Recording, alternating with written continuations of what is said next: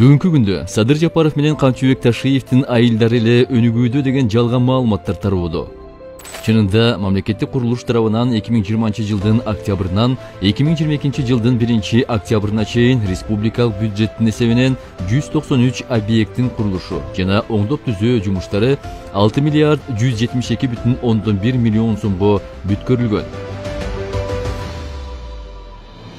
Алар 99 мектеп, 25 балабакча, 16 саламаттык сактоо объекттери, 6 маданият тармагындагы объекттери, 5 спорт комплекс, 30 калкты таза суу менен камсыз кылуу объекттери, 12 башка объекттер, мисалы административдик имараттар, стационардык транспорттук көзөмөл пункту жана башкалар.